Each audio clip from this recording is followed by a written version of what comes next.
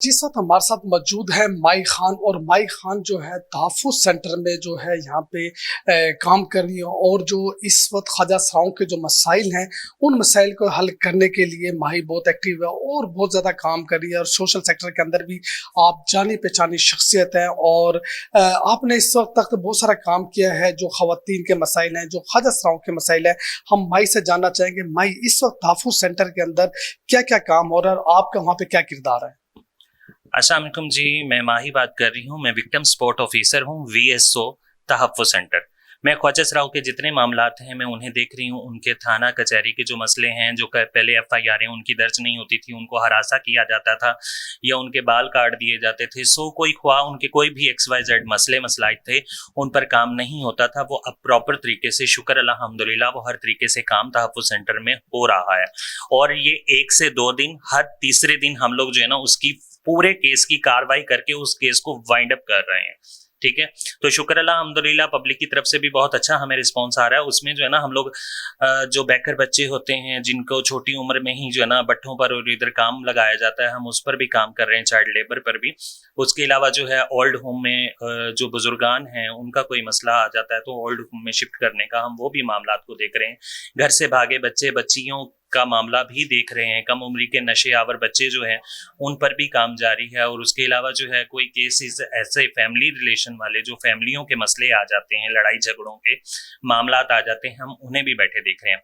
और उसके साथ साथ जो है ना हम लोग ओपनली वहाँ लर्निंग भी हमारे ऑफिस में, ट्रैफिक पुलिस वालों का एक टेबल जो है उनकी भी सीट रखी गई है, वहाँ लर्निंग भी हमारे ऑफिस में जारी है काम। भाई मैं ये जानना चाहूँगा, इस वक्त ख्वाजा सराओं के जो हमारे इस मुआशरे में मेन मसाइल क्या हैं जो अभी तक कोशिश करने के बावजूद भी हल नहीं हो सके? वो तो देख लें कि हमें ज़िंदगी हो गई है। मैं 2010 से काम कर रही हूँ और अभी भी ये कारवां रवां दवां है। सिर्फ इसलिए कि जो है ना, जब मैं देखती हूँ कि इज्जत दुनिया में माँ, बेटे, बेटी, बहन, भाई, हर औरत, हर मर्द की इज्जत है, पर मुझे इज्जत देने में क्यों शर्मिंदगी है? मुझे इज्जत देने में क्यों जो है लोग, आवाम पीछे हट जाती है, इज्जत नहीं देती। फिर भी शुक्र अल्हम्दुलिल्लाह, मेरे मालिक ने मुझे जो बनाया, मेरी ज़ात को जो बनाया, मैं उस पर शुक्र अदा करती हूँ। फिर भी मुझे इंसान तो बनाया, हम जिंदा तो हैं, सांस तो ले सकते हैं, खा पी सकते हैं, चल फिर सकते हैं। उस मालिक का लाख लाख शुक्र है, उसने जो भी बनाया है वो सवालात है। अच्छा, मैं इससे ये जानना चाहूँगा, इस वक्त हुकूमत पंजाब की जानिब से, हुकूमत पाकिस्तान की जानिब से जो मुख्तलिफ बैगर बच्चे हैं उनके खिलाफ जो है काम किया गया, चाइल्ड प्रोटेक्शन बनाया गया। लेकिन हम ये देख रहे हैं कि जो मुख्तलिफ ट्रांसजेंडर हैं, ख्वाजा सरा हैं, वो भीख मांग रहे हैं। उनकी डेवलपमेंट के लिए, उनके मुस्तकबिल के लिए कोई इक़दाम नहीं किया गया कि उनको भीख मांगने की ज़रूरत ही महसूस ना हो। अब उस पर काम जारी है। हम लोग जो है ना, जो स्टडी स्कूल जो है, हाई स्कूल हम लोगों ने जो है ना, जो ट्रांसजेंडर के लिए बनाया सेकंड टाइम, जिसकी जो है ना 3 से 5 बजे तक क्लासेस हैं, उसमें जो है ना हम लोगों ने उनके लिए ब्यूटिशियन की क्लासेस भी, और जो है स्किल कपड़े सीने की क्लासेस जो हैं, सिखाने का काम, वो भी साथ साथ स्टार्ट करवाया। और उसके साथ साथ जो है हम लोगों ने जो है ना उन्हें स्टडी का भी अवेयर दिया, वो स्टडी भी वहाँ कर रहे हैं। उसमें जो है ना हम लोगों ने फी बच्चे को, स्किल सीखने वाले को भी 5,000 फंड, और 5,000 जो है हम लोग स्टडी करने वाले को 10,000, और 3,000 हम लोग जो है ना खुद से उसका रेंट पे करते हैं, जो उसे लेकर आने जाने में पे करता है। ठीक है, फी बच्चा, फी ट्रांसजेंडर को हम 10,000 रुपया मंथली पे कर रहे हैं कि वो आए और 10,000 रुपया भी हमसे ले, हमसे काम भी सीखे और स्टडी भी करे। तो मैं ये माजी के अंदर एक बुलियत का इशू था कि आपकी फैमिली, जो ट्रांसजेंडर की फैमिलीज थी, खानदान था, वो कबूल नहीं करता था, वो नहीं मानता था कि भी ये मेरी औलाद है, मेरा भाई है, मेरी। लेकिन अब हुकूमत ने या मीडिया ने इस सवाल से बड़ी अवेयरनेस हुई है, लोगों को बताया गया है, शोर दिया गया है, समाजी सेक्टर के अंदर शोर देने की कोशिश की है। क्या आप समझते हैं इस वक्त कोई कबूलियत की तरफ आपका कदम बढ़ा है कि आपकी फैमिली आपको कबूल कर रही है? शुक्र अल्हम्दुलिल्लाह, मेरी फैमिली तो शुरू से ही मेरे साथ सपोर्टेड थी। मैं अपने पूरे खानदान में ऐसे ही आती जाती हूँ और शुक्र अल्हम्दुलिल्लाह पूरा खानदान मेरे साथ सपोर्टेड है।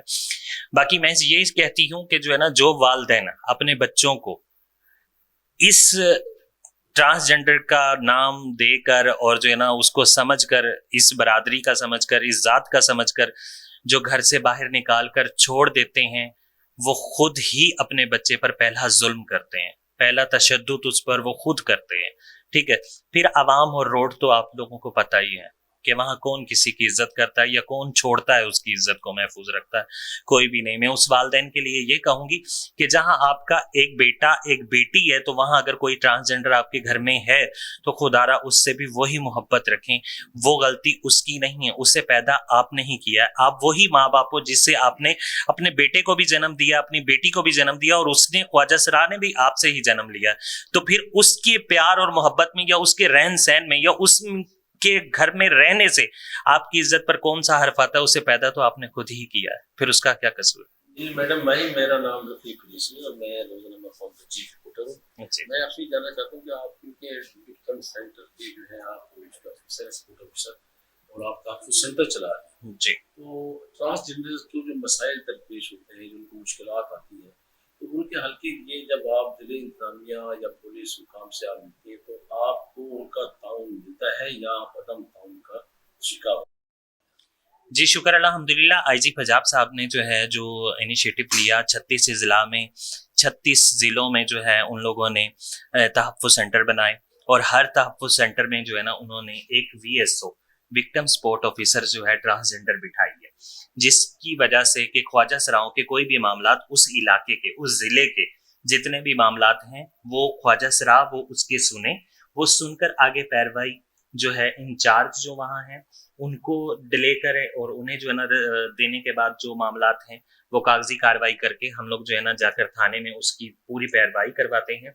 और आईजी साहब के ये जो इनिशिएटिव है उनका, ये 36 जिला वाला, और ये जो ख्वाजा सराओं पर काम करने वाला था, उस पर जो है आप यकीन मानो ना मानो कि मैंने हाल ही जो है एक ख्वाजा सरा का जो है ना घर का मसला था सनावा में, वो हैंडल करवाया। उसके जो मकान के पैसे थे कब्जा हो गया था उसके घर पर, वो उसको घर के पैसे मिल गए, सारा कुछ हो गया।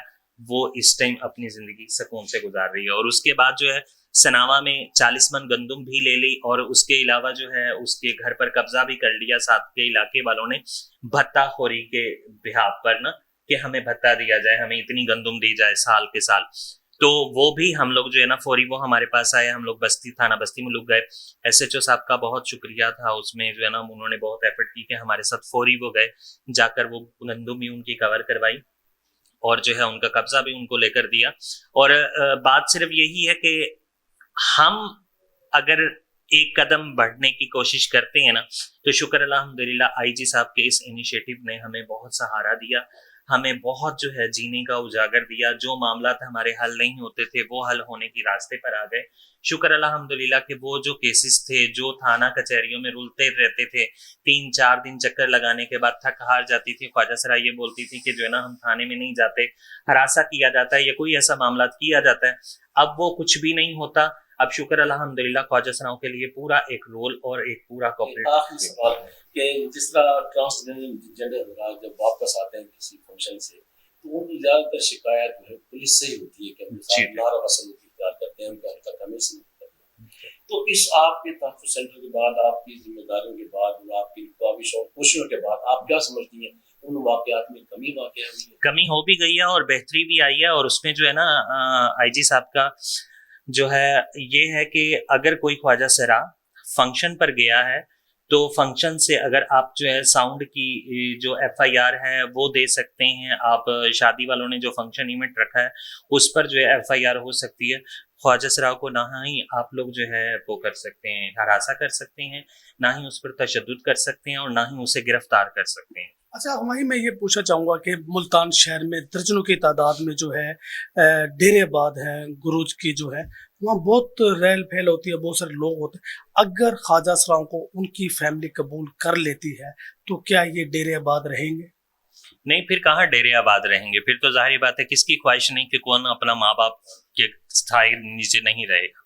हर बच्चा यही चाहता है कि मेरा जो है रहना सहना अपने बहन भाइयों के साथ, अपने माँ बाप के साथ हो, ठीक है। तो अगर वो ये इतना बड़ा कदम जो है ये उठा लेते हैं तो मेरा ख्याल नहीं कि कोई भी डेरा रहेगा, कोई डेरा नहीं रहेगा। हर बच्चा, हर ख्वाजा सरा अपनी फैमिली में रहेगा और उसे वही प्यार और मोहब्बत चाहिए।